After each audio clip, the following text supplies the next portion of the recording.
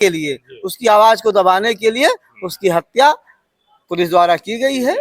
और पुलिस द्वारा बाहरी लोगों को बुला करके, पुलिस कर्मियों को बुला करके उसकी हत्या की गई। वहाँ 98% जनता निश्चित रूप से कह रही है कि भरत तिवारी का इनकाउंटर नहीं बल्कि मर्डर हुआ है। इस बात का है कि जो हत्यारे हैं, जिन्होंने भरत तिवारी का मर्डर किया है, हत्या किया है, इनको फांसी की सजा साफ साफ होना चाहिए। जो हमारे भारतीय दंड विधान में या BNS में लिखा हुआ है, उस तरह से उनको फांसी की सजा होनी चाहिए, ताकि फिर किसी तरह से, इस तरह से गलत तरह से इनकाउंटर का नाम देकर ये पुलिस वाले हत्या न कर सके। एविडेंस आएगा, और चूंकि डॉक्यूमेंट्री एविडेंस हैं, उस पर फुटेज हैं और तमाम वीडियोज हैं, उनके आधार पर जो है वो उनको कड़ी से कड़ी सजा मिलेगी, अवश्य मिलेगी। नमस्कार, आप देख रहे हैं साकेत न्यूज टीवी और मेरी मौजूदगी अयोध्या जिला कचहरी में है। हमारे साथ दो विद्वान अभिवक्ता राजदेव पांडे जी और देवकी नंदन त्रिपाठी जी हैं। भरत तिवारी मामले पर हम आप लोगों से जानेंगे कि भरत तिवारी जिस तरीके से 25 साल का लड़का, उसकी निर्मम हत्या पुलिस द्वारा की गई है और दलितों मजदूरों की लड़ाई लड़ रहा था, ऐसे नवयुवक की हत्या करना कहां तक जायज है? पांडे जी, इस पे बताइए। ऐसा है कि सर्वप्रथम पांडे जी, मैं आपको और आपके न्यूज चैनल को धन्यवाद ज्ञापित करना चाहता हूं कि आप जो है वो गरीबों की, शोषित की, वंचित की और जो दबे कुचले हैं उनकी आवाज को आप उठाते हैं, उनको न्याय दिलाने का कार्य करते हैं। भरत तिवारी जो बिहार का रहने वाला है, उसकी हत्या कुछ पुलिस के गुंडों द्वारा कर दी गई है। अभी उसके खिलाफ, उन लोगों के खिलाफ FIR दर्ज हुई है। वो जितनी दूर पर पुलिस प्रशासन खड़ा हुआ था, जितनी दूर पर वो था, अगर उसके हाथ में पिस्टल भी था तो उसकी रेंज, मारक क्षमता नहीं थी कि वो उन तक पहुंचता। दूसरी बात की कुछ बातें आई कि वो मानसिक विक्षिप्त था।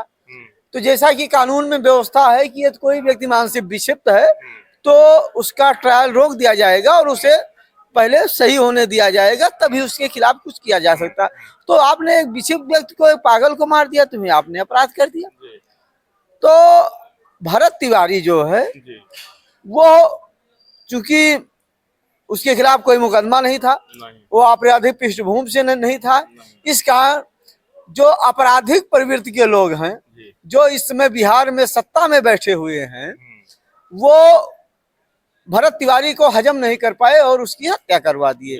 अभी मैंने कल देखा, वो एक हुई है, वो गाना वाना गा करके अभी टिकट पा गई भाजपा से, वो विधायक बनी है। उसने कहा कि वो अपराधी था, उसकी हत्या हुई। बताइए उसके खिलाफ कितने मुकदमे हैं, और वो अभी कल की लड़की विधायक बन गई, माननीय विधायक हो गई है। उसको ये सोचना चाहिए कि मैं बोल रही हूँ, तो बिना सबूत के आधार पर उसने इस बात को कह दिया। तो अगर ऐसे लोग बिहार के में विधायक हो जाएंगे, बिहार विधानसभा में बैठेंगे, विधान सभा परिसर में अगर बैठेंगे, तो बिहार का कानून कैसे चलेगा? अब भगवान ही इस पर कोई निर्णय लेंगे और या केंद्र सरकार लेगी। हम इस मामले पर त्रिपाठी जी से जानेंगे, आप तो क्या कहेंगे आप ऐसे मामलों पर? देखिए, भरत तिवारी का जो इनकाउंटर की बात हो रही है, ये गलत है। वो हत्या है सीधे सीधे। इसलिए कि भरत तिवारी कोई अपराधी किस्म का व्यक्ति था नहीं, ना ही उसके खिलाफ कोई FIR पंजीकृत है, ना ही कोई मुकदमा विचाराधीन न्यायालय में है। तो वो तो गरीबों के लिए और हर प्रकार की जातियों के मदद के लिए हमेशा तैयार रहता था। जवैनिया गांव में जब से बाढ़ आई थी और लोग बेघर हुए थे उस बाढ़ में, और उसमें मद्देनजर वो बाढ़, मतलब पीड़ितों की लगातार सेवा, पीड़ितों की मदद के लिए ही वो कार्यवाही करता था और शासन प्रशासन से मांग करता था। शासन प्रशासन जायज मांग को अनदेखा करता था, इसलिए वो नाराज था और यही वो चाहता था कि यहाँ इस गांव के लोग जो हैं, वो दबे कुचले गरीब जो लोग हैं, इनकी शासन प्रशासन मदद करे, यही उनकी मुख्य मानसिकता थी।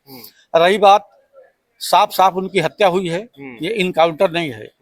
इनकाउंटर होता है जब पुलिस बल को उस व्यक्ति के द्वारा, उस अपराधी के द्वारा कोई खतरा मालूम हो कि हमारे ऊपर कोई खतरा जान घातक हो जाएगा या समाज में हो जाएगा या अन्य किसी प्रकार का खतरा महसूस होता है, तो पुलिस इनकाउंटर में सबसे पहले पैर पे गोली मारती है। और उसके बाद में नहीं, जब कोई वो अस्त्र चला ही रहा है तो पुलिस अपना इनकाउंटर के लिए अपना लक्ष्य देखकर गोली मारती है। उसको 5 गोली यहाँ पर तो उसने अपना अस्त्र शस्त्र सब फेंक दिया था, समर्पण कर दिया था। जब वो समर्पण कर चुका तब फिर उसके द्वारा पुलिस बल को किसी भी प्रकार से दिक्कत कहाँ से आ गई, पुलिस को खतरा कहाँ से पैदा हो गया, ये तो पुलिस वाले मारे हैं, पैर भी नहीं मारे हैं। हमने तो जहाँ तक हमें जानकारी है उसके गुप्तांग के पास भी गोली गई है, पैर पे, हाँ वहां लगी है 5-5 गोली। और 6-7 लोग ये पुलिस वाले थे, एक निहत्था व्यक्ति जिसने अस्त्र को अपने फेंक दिया हो, उससे 6 पुलिसकर्मी बिना गोली चलाए उसको नहीं पकड़ पाए। क्या कितनी तारीफ करें पुलिस वालों की, ये तो सोचने का विषय है। फिर उसके बाद में प्रशासन ने जो भी किया, FIR दर्ज कर ली गई और वहाँ के सचिव उनको सस्पेंड कर दिया गया। 1 हफ्ता हुआ इस मामले को, 1 हफ्ते बाद ये खबर कल से निकल कर आ रही है या सुबह से ये रिपोर्ट दर्ज हुई? देखिए रिपोर्ट दर्ज हुई है, लेकिन आज के कई दिन पहले 2-4 दिन पहले वहाँ के सचिव और किसी अन्य को भी, पुलिस वालों को सस्पेंड कर दिया गया है। क्यों सस्पेंड किया गया? अगर इनकाउंटर था तब तो उनको प्रशस्ति देना था, उनकी तारीफ करना था, उनको जो है सौगात देना था। सस्पेंड क्यों किए? इसका मतलब प्रशासन ने भी समझा कि यहाँ पर पुलिस वालों की चूक है और उन्होंने इसका इनकाउंटर नहीं बल्कि मर्डर किया है और मर्डर का केस FIR दर्ज हो चुका है, ऐसा हमको मालूम हुआ है। पांडे जी, वो लड़का कभी जेल नहीं गया था, कोई धारा उस पर नहीं है। ऐसा है कि इस समय राजनीति में अपराधीकरण हो गया है। ये हुआ ये कि राजनीति में अपराधीकरण आया कहाँ से? पहले नेता लोग जो है वो अपराधी पालते थे। अपराधियों ने देखा कि अगर हम नेता को जिता सकते हैं तो क्या हम स्वयं चुनाव लड़कर नहीं जीत सकते हैं, हम स्वयं विधायक या मुख्यमंत्री नहीं बन सकते हैं? तो नेताओं ने खुद ही राजनीति करना शुरू कर दिया और चुनाव लड़ना शुरू कर दिया। बिहार में आज यही हुआ कि जिनके विरुद्ध मुकदमे दर्ज हैं वो आज वहाँ के विधायक हैं और माननीय मुख्यमंत्री हैं बिहार सरकार के। यदि भरत तिवारी उनके साथ, उन अपराधियों के साथ कभी जेल में रहा होता, यारी दोस्ती होती, उनके साथ अपराध में सम्मिलित रहा होता, उनकी गैंग का मेंबर रहा होता, उनको कमा के पैसा देता रहता होता, तो उसकी हत्या ना की जाती। वो फिर सरकार का खास रहता, क्योंकि वो सरकार की कमियों को बताता था कि सरकार ने यहाँ इतना पैसा दिया, इसके बावजूद कोई आवाज नहीं बनाया गया, कोई सड़क नहीं बनाई गई, तो इसी को दबाने के लिए, उसकी आवाज को दबाने के लिए उसकी हत्या पुलिस द्वारा की गई है। और पुलिस द्वारा बाहरी लोगों को बुला करके, पुलिस कर्मियों को बुला करके उसकी हत्या की गई। वहाँ के स्थानीय तो थे ही, उसके अलावा बाहरी भी थे। एक्सपर्ट बुलाए गए थे जो हत्या में माहिर थे। बिहार से लेकर उत्तर प्रदेश में तक और कह लीजिए पूरे देश में इस हत्या को लेकर पूरा भूचाल मचा हुआ। सरकार जब ये समझी कि मेरे ऊपर सामाजिक दबाव और बड़ा दबाव आ रहा है, रिपोर्ट मुकदमा दर्ज होता है। देखिए पत्रकार साहब, 98% जनता निश्चित रूप से कह रही है कि भरत तिवारी का इनकाउंटर नहीं बल्कि मर्डर हुआ है।